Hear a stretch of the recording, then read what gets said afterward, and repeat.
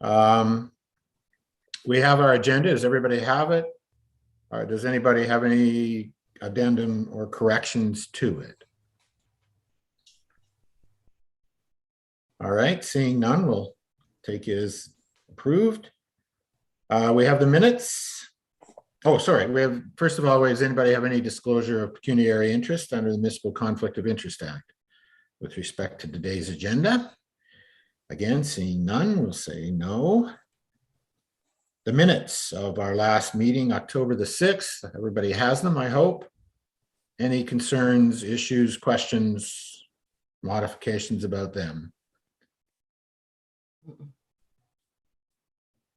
All right, seeing none, we'll consider them adopted. I don't think there are any presentations or announcements. There are no delegations. There are no reports. So we move to information items. And we want to hear from Brett about our adventurous council meeting on October the 25th. Brett. Thank you, Don. We just wanted to talk briefly to fill in the committee, the full committee, on what happened at the council meeting on the 25th. Those recommendations that are reflected in the minutes of our October meeting went to council, and after considerable discussion and commentary from the whole of council, they were ultimately passed. There was a modification made. If you look at the recommendation from the October meeting, it reflected streamlining the development process and increasing the supply, and the council adjusted that, I believe, to reflect in order to increase the supply, so that those two things were interrelated.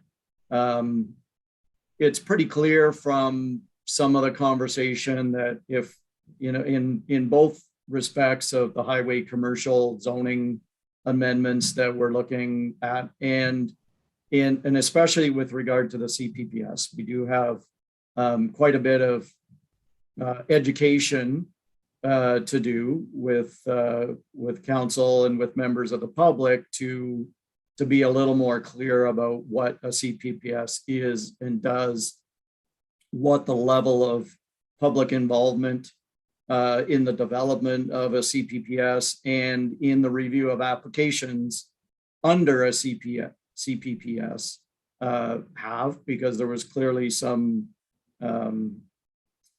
belief that it was an attempt to kind of shut council and the public out of the process, which is really the intent's the opposite, that you would build broad support when you develop the CPPS, and then clear guidelines and when an application is submitted, what the process is. Fortunately, I could say that on October 20th was one of the online or virtual Ontario Planning Conference that I attended, and at that session, we heard a presentation from the town of Huntsville, who are now right in the middle of their developing a CPPS for the town of Huntsville. So one of the sessions I attended was a presentation from them, and we'll be able to use going forward, I think, lots of information from the town of Huntsville about the process that they went through to develop their CPPS. We also heard from other municipalities that have had a CPPS for a while. The town of Gananoque, which I think Marianne has shared their CPPS with everyone, and the town of Innisfil. And in both cases, their planning managers made comments about how successful the CPPS has been in those municipalities. And Innisfil started with a CPPS that was only used to apply to lakeshore development. And they are now in the process of expanding it to the entire municipality because of the success that they have had. So those are, I think, key takeaways from the council meeting, that we have It wasn't an easy decision that council came to. I don't think so. We have our work cut out for us. If Don or if any members of council want to elaborate, but I think it's pretty clearly we have our homework to do on the CPPS in particular. Okay, thank you. I certainly agree with that. Did anybody else see the meeting? I know Nico and Brian actually attended. Did anybody else follow along? Kathy and Tony, you did too? Yeah. Okay. Well, then you know, as Brett said, it was a difficult decision and a robust debate, and certainly does reinforce the point he made about our need to further educate council and the public about what a CPPS is and is not. Does anybody have any questions for Brett or any comments? Kelly. Yeah, I just wanted to thank a couple people here. It was a difficult meeting. We're live streaming here, so we'll just stick to the basics. I want to thank Brett and Mariana. They did a really good job explaining both recommendations.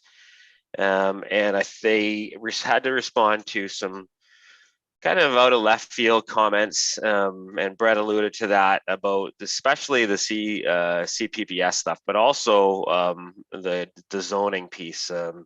There needs to be, I thought we presented really clearly what that was and what it wasn't. And thanks to Brett and Mariana for doing that. Also appreciated, Don, your comments, very reasonable. You laid things out. You provided insight into the discussions that we've had at this table here, and I think that was really good. So thanks, Don, for being there, and Nico being there as well. Who else was there from Don? Valerie, you were there as well. Brian was there. So it really makes a difference when you're there.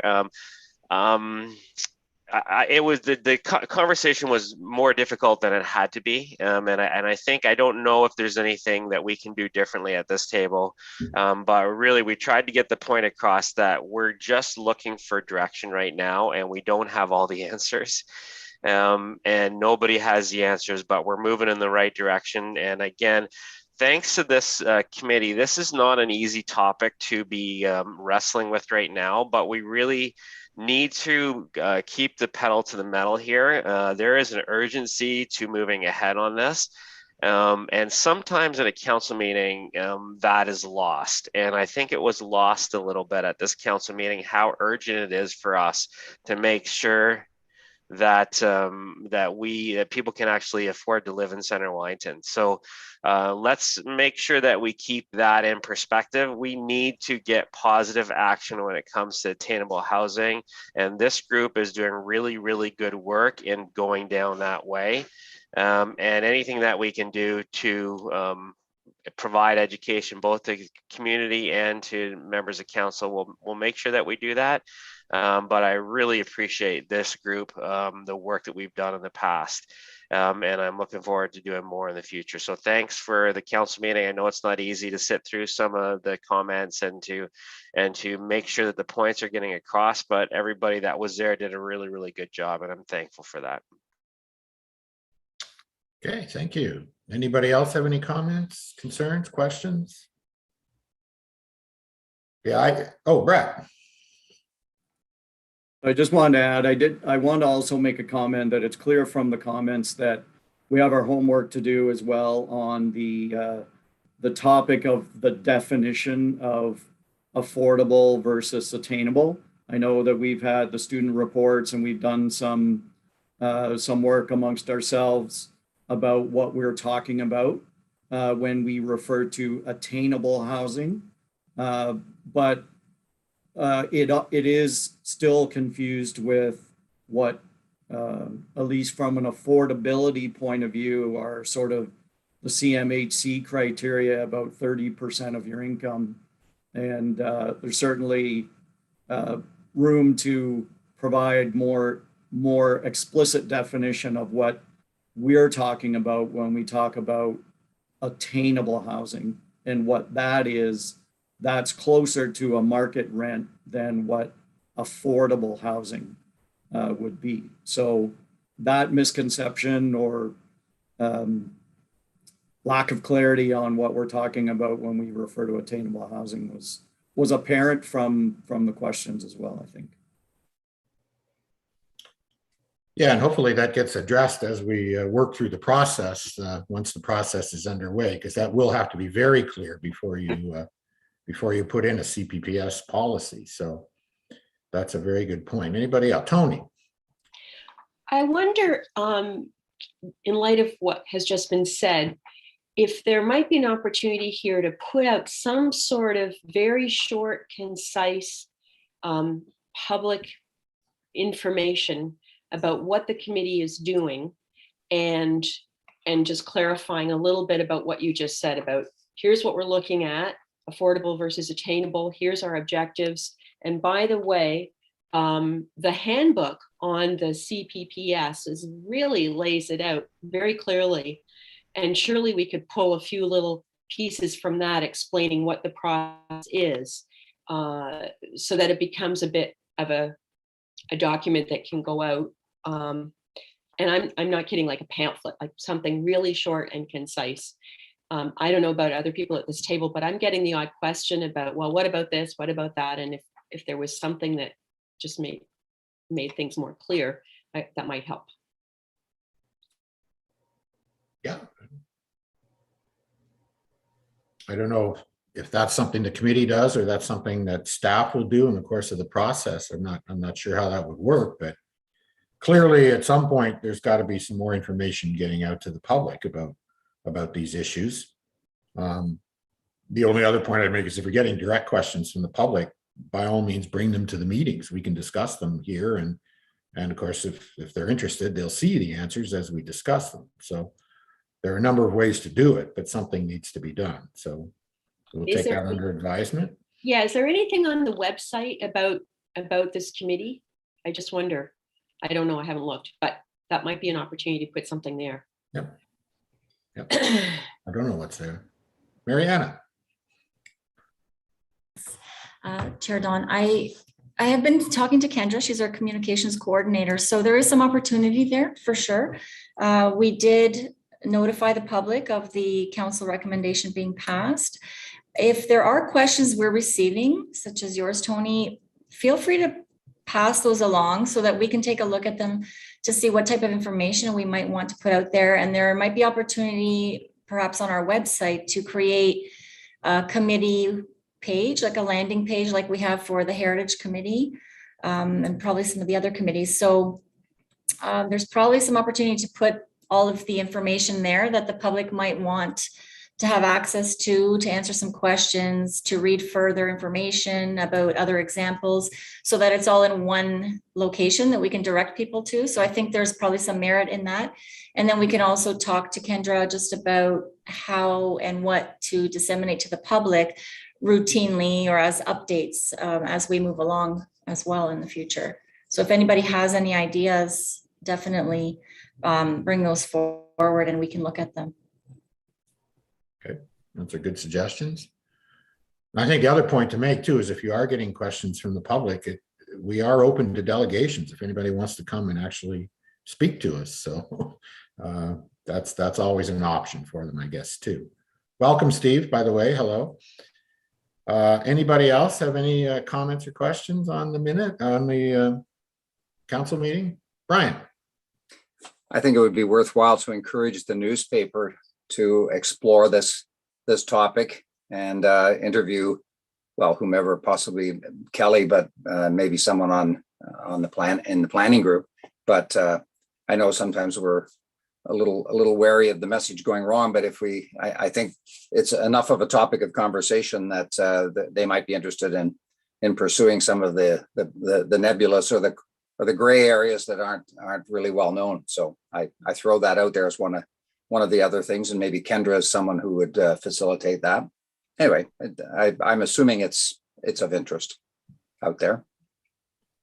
I think it is, and I think the Advertiser has done an article or two as we moved along. And I know, what's the other? There's another paper, a free paper out there that I know they interviewed me, and I think they interviewed others as well. about our healthy growth thing. So there is interest and there is media, and I suspect as the year moves along and things happen, I'm sure that there will be, but it's never a bad thing to constantly remind them that we're here and if they want to talk to us. Kelly. Yeah, I just want to answer your question, Don, as far as communication. It right in our terms of reference for this group. It says one of our responsibility is to provide two-way communication back to the community about healthy growth and the activities of the committee. So that's right. That's built in right to one of the purposes of this group is to provide that kind of back and forth communication on things related to growth that matter to this community. So I think that's a really good suggestion. It fits right in our wheelhouse. It is really important that we get accurate messages out there because there's a lot of inaccuracies right now out there. So Tony, I think that's a really good suggestion. And I think you can leave that with staff and working with Kendra, and we'll see what we can do and what mechanisms are the right ones, because we want to push information out rather than just have it on our website. There's a bunch of stuff on our website right now under this committee, but until we push something out, people won't just navigate to it without at least a link and some key information. So I think this is an important thing that we can do. And I think that's something that we can move ahead on.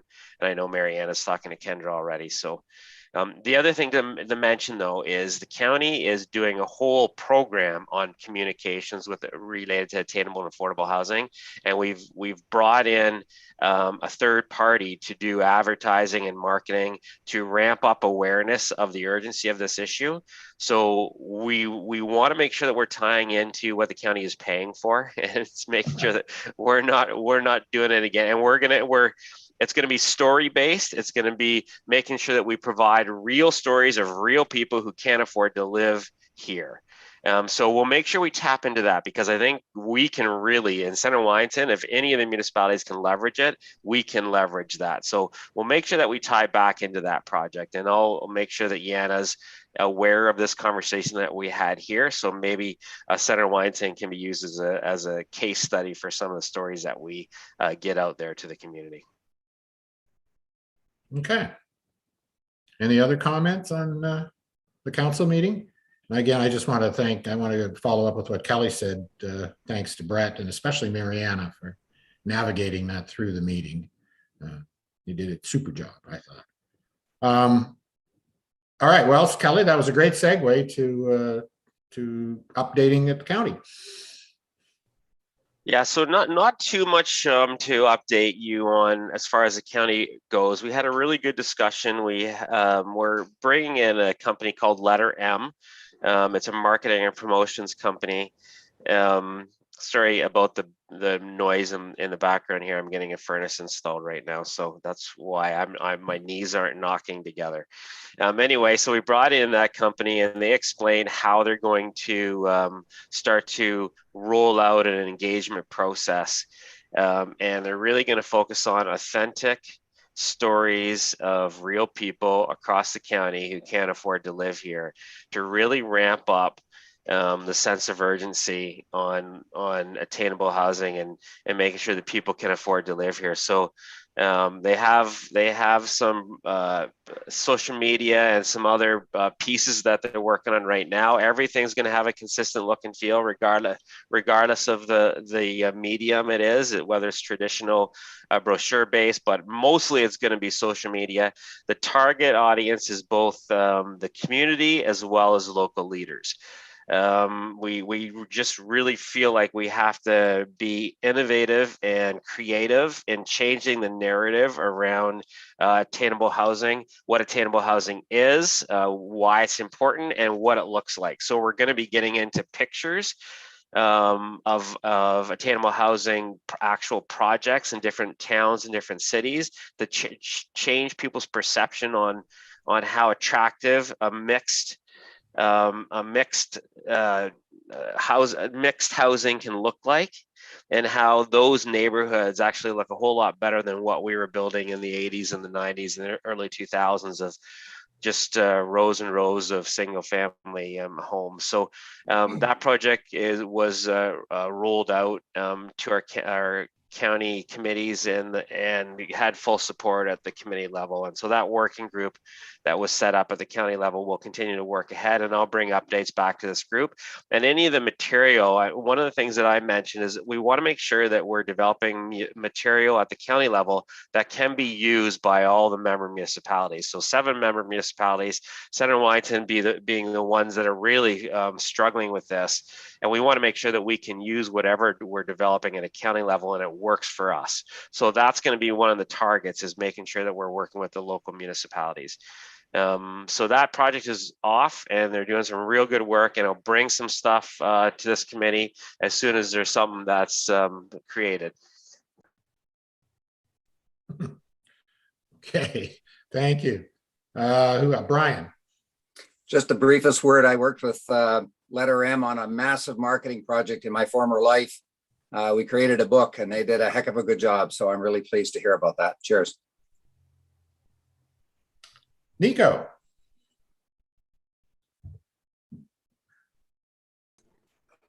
I was just wondering if the housing working group that is happening is also dealing with the issue of social housing.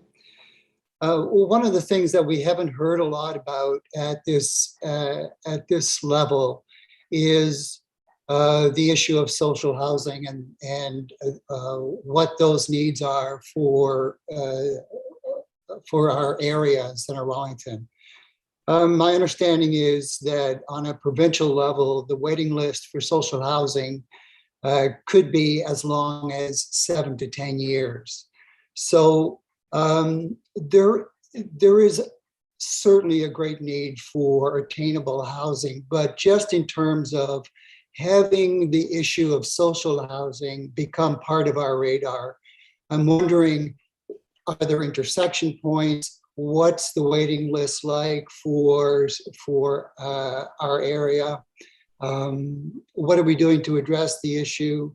Are we still looking at the issue of social housing in terms of community hubs? Are we looking at a more integrated approach to social housing? All of those questions are questions that I wouldn't mind just having some answers to, just so that we know what the level of need as far as social housing is concerned for our area. Not to say that I'm not diminishing the issue of affordable housing, attainable housing whatsoever, but I do want to know how that juxtaposes with the issue of social housing, which to date we haven't heard much about. All right, who wants to take a run at that? Kelly? Yeah, I should probably take a run at that because it's county social housing, so affordable housing, rent geared income, homelessness. Wellington County is the delegated service provider for all housing related programs and facilities across the entire county and the city of Guelph.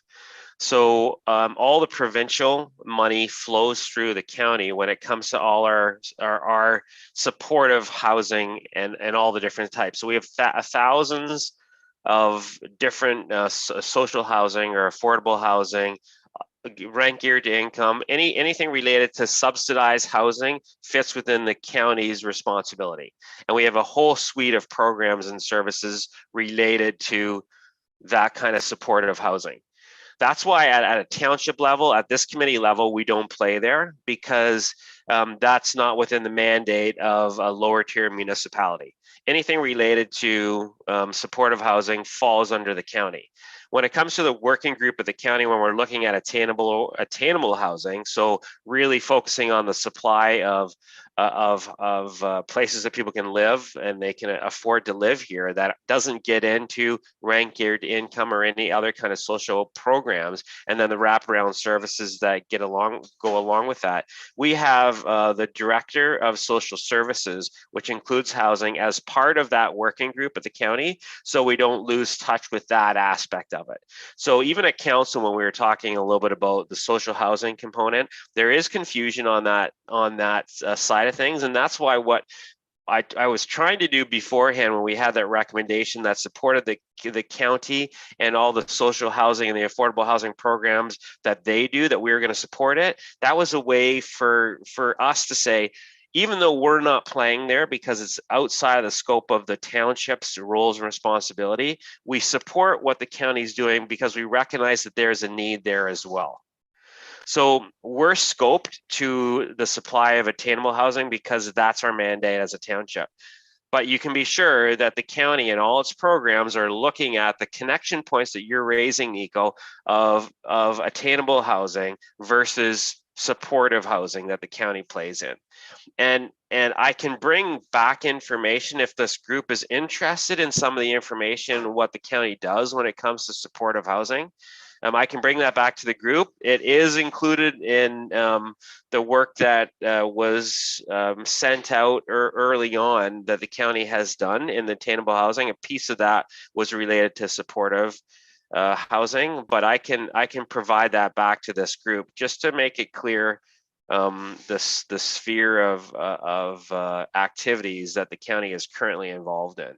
It's a huge piece of the county, of what the county does, supportive housing and homelessness across both the county and the city of Guelph. But it's outside of our sphere here. Yeah, thank you.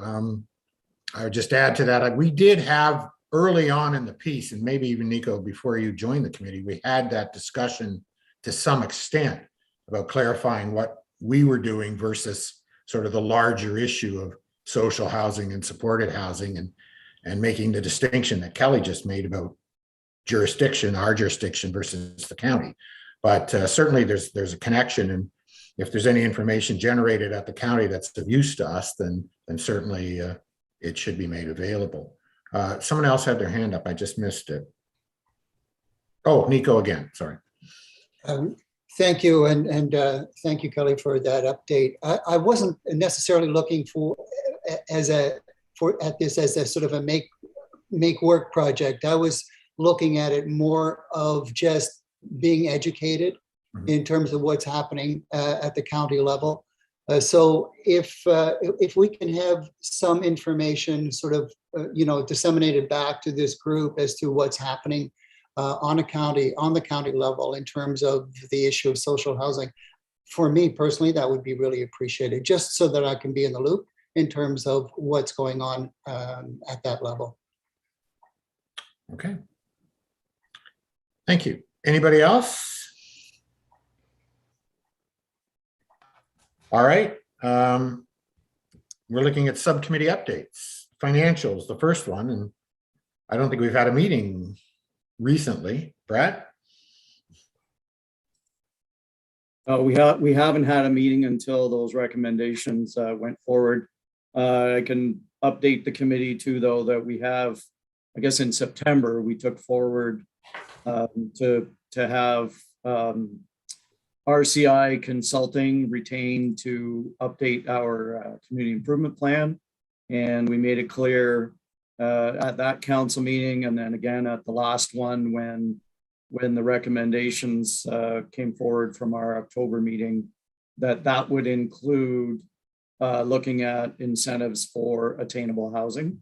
So we're in the process now with RCI of nailing down the contractual details between the county and the township and sorting out who does what and how all that stuff works. But I envision that at some point we'll have RCI come to one of our financial incentive subcommittee meetings, and we can talk about the we've already as a subcommittee gone through the City of Belleville CIP and looked at the kind of programs that we had envisioned. So we'll do that. We'll schedule meetings. Same with the policy committee. Obviously, we didn't have a meeting with the council meeting being the same week that we normally meet. But Marianne and I will arrange some meetings of both of those groups in the next few weeks, so we can keep moving. Good. So I assume in November then we'll have the full slate of subcommittee meetings, and then leading to a full committee meeting early in December again. So that's the normal cycle. Mariana, anything on policy and zoning? No, nothing to add, just we already discussed the last recommendations that were made and the work we've done. And as Brett said, we'll schedule the meetings. And I think at our next subcommittee meeting, we'll discuss a work plan for how to move forward on those recommendations and brainstorm some ideas in that respect. Okay, thank you. And I think I've mentioned this before, but for the policy and zoning, I don't want to lose track of. I know we had discussed early on the whole idea of short-term vacation rentals, Airbnbs, that kind of thing, and whether or not there's a role for the township in regulating that, modulating that somehow.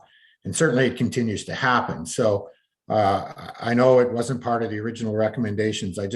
I hope it's not lost sight of, and I believe it is a policy and zoning matter. It's not necessarily a planning matter, and that may be part of the issue. It might be more of a licensing matter or something like that in terms of the township, but in terms of the impact on attainable housing, when some places, it's more of a question when in situations where existing long-term units are taken off the market and replaced with Airbnb units, which does happen, as opposed to new construction, for example. But I just would hope when you discuss in the committee, when it discusses its work plan going forward, that doesn't lose sight of that idea, because there was a lot of discussion generated early on about it. We seem to have moved away from it. So, okay.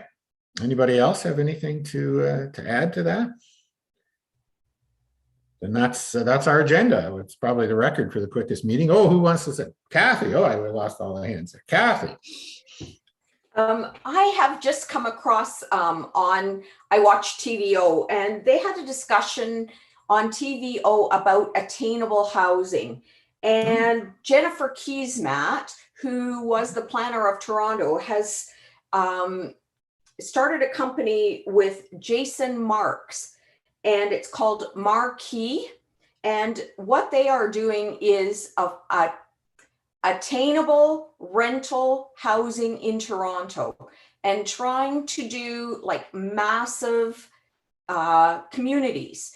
And they didn't give very much information about the process, about how the funding works and who they partner with, but it looked like a really interesting idea. And because she is or was a planner, I'm wondering if there's any way that we can sort of tap into what they're doing. And,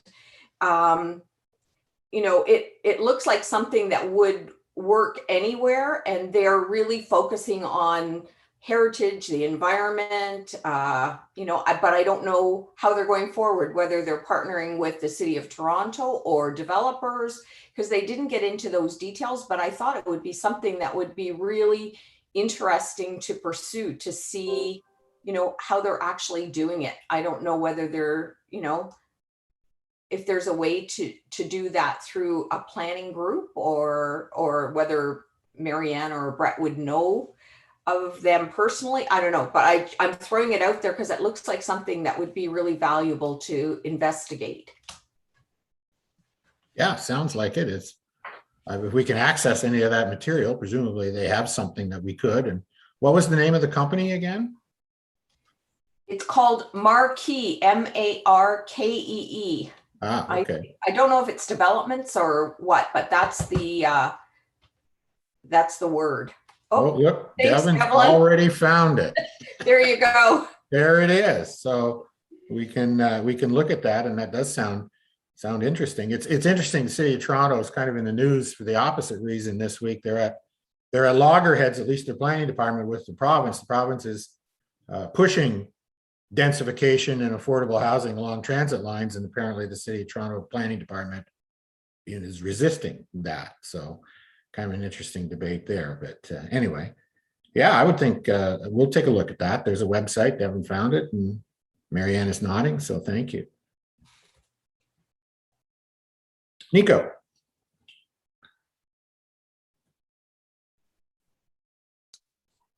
Just before we sign off today, I just wondered if I could canvass the committee on an issue. It appears that at this particular point in time, attainable and affordable housing is of the utmost importance. However, 100% of the energy of this committee is going into one issue. And I'm wondering if there are more issues that we need to look at that might not be being discussed because all of our energy is going into one particular phase. In terms of sustainability, I know we've been talking a lot about attainability, but sustainability certainly is an important aspect as well. And I'm wondering if I could get, just the committee either to consider for the next meeting or to have some commentary about, should we be continuing to look at devoting 100% of our energy into this one particular issue, not to diminish the issue whatsoever, because it is important. But are there other issues that we need to be looking at it from a sustainability aspect that maybe we haven't had an opportunity to discuss at this particular point in time? Thank you. Okay, so are you, we should have that discussion at a future meeting, or Well, do that either right now? or, either talk about it today or give it some consideration for the next time that we get together. Should we be, for example, should we be looking at a policy subcommittee and a financial subcommittee, or should we be collapsing the two and looking at formulating another subcommittee that looks at the other issues that we haven't had an opportunity to necessarily address or talk about because we've been so focused on one particular issue? I guess that's sort of where I'm at, just to canvass people in terms of where they're at, either for today or let's give it some thought. Let's put it on the agenda for the next meeting and have some discussion. Okay, I'm okay with that. If we put it on I'm not sure we're ready to have that today unless anybody really wants to. I see Steve's hand up. Steve? Yeah, thanks, Don. I just wanted to follow up with Nico's comment because I think it's very insightful, and it both ties back to Tony or Kathy's comment regarding Toronto, because I was asked to actually comment on a policy that came out of the City of Toronto with respect to their net zero existing buildings strategy. And it was very interesting to note that along that lines of our healthy growth concept was that existing buildings should be addressed with respect to financial incentives that could go towards making homes much more energy efficient, reducing carbon footprint. In fact, the City of Toronto actually came out with their zero carbon emissions policy for the year 2050, and they strategized with how they were to accomplish this. And I think we could really benefit from taking a look, and at least I've read through, and I'd be happy to provide that information alongside what I was reviewing and looking at that maybe we could introduce on the next meetings. And it certainly could follow along the lines of what Nico was saying on the sustainability and carbon emissions or reductions. So it might be something that we could, might mesh well with with the financing committee with how to make existing buildings meet like zero carbon emissions, but also do it from a sense that the housing can be more affordable because it can be operated at a lower reduced cost. I know I've mentioned this in the past that, with the introduction of better efficiencies and better insulation levels, that the cost to operate a home can be reduced substantially. And then if the developer or the landowners of these buildings introduce renewable energies on site, then it can definitely help with respect to the operational costs of a house, and hence lower the cost to own a house or rent a house, and could certainly fall alongside of that. And I think it's pretty important stuff that we integrate into this committee as well. Okay, thank you. Anybody else? Brett, I think I see you there. Yes. Thank you. I just wanted to add too, I think in our own conversation and when we talk about the CPPS, and it was pretty clear, I think, from some of the council conversation that were we to develop a CPPS further, some of those other criteria, you know, tree removal, vegetation, sustainability would be elements that we would consider in the context of the CPPS too, because in that process, you're really integrating your development standards into the review of a development permit application. So it's a key part of that conversation as well. And, you know, we know there's, I think, other people in the group that would like that scope to be addressed, particularly through the CPPS. So there's room for that conversation there as well. Okay, thank you. Mariana. Thanks. I do like where the conversation is going because I know I think there's a few elements that we can bring into this. I know some of the local developers have also said that existing buildings, it's much cheaper to bring in housing if we can look at existing buildings and modifying them rather than new construction. So there is an element there that needs to be looked at, and then also on the heritage aspect too, where they say, you know, the most efficient buildings are the ones that are already built. You take into account, you know, climate change and the environment and sustainability, they all tie in to that. So I think that is definitely, I know we've been focusing on highway commercial and trying to add housing there, but a large part of our analysis is the existing neighborhoods and how we're going to deal with those. And I think that will be, the CPPS will definitely get at that if that's something that we decide we want to use in those areas. But there is a lot of opportunity, I think, and a lot of encouragement that we should be giving out there for reusing existing buildings, especially heritage buildings, adaptively reusing them, increasing the number of units in them. It is a solution to for many people to actually have somebody have an additional rental unit or rental units in their large heritage home to help maintain it and to increase the supply of housing. So it is a solution that has been explored in many, many other cities. I know in BC, there's a lot of areas that have looked into this and are really encouraging the reuse and additional rental units in existing heritage buildings. So definitely something worth pursuing. I think we need to talk about. Okay, that's a good point. As long as they're not all turned into Airbnbs, I guess. That'd be good. Back to that. So yeah, so Nico, I think there's probably a good discussion piece for our next meeting. There's obviously a lot of thoughts on it, and we can go around and see. It's a timely thing to see what the direction of the committee will be. We only have a year of existence left, and we do want to accomplish something. And we don't want to, I mean, you could talk about a million different things. We just want to see where we can get something done, but certainly getting a handle on the direction and the function of the committee going forward through the final year of his existence, potentially, will be a good discussion for our next meeting. So we'll do that, put that on the agenda. Tony. Yeah, thank you really, Nico, for bringing this up, because this has certainly been on my mind too.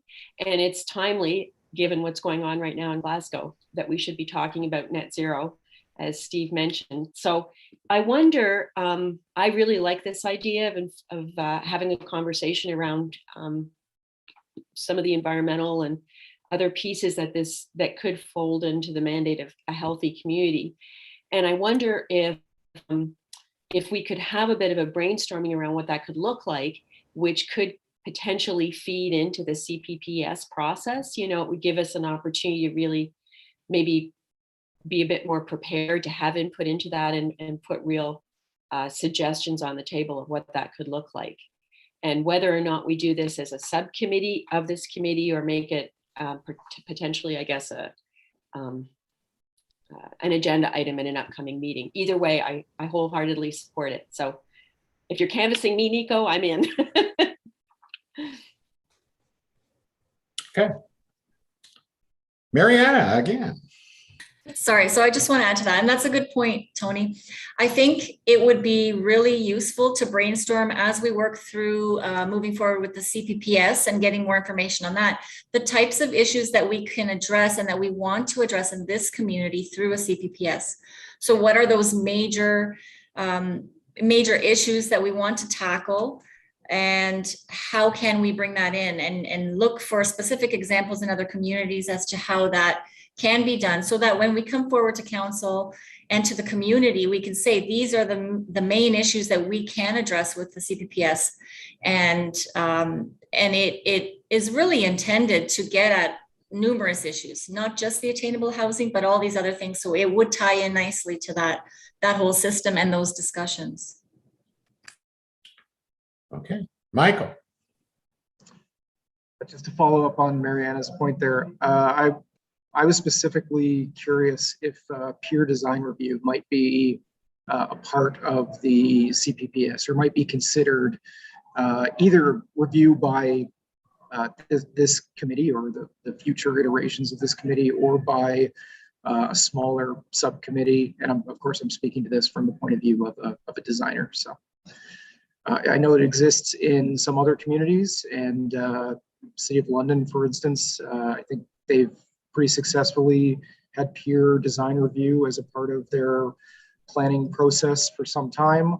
So I think that's something we could discuss about the potential of it being included in the CPPS. Okay. Lots to talk about. Anybody else? All right.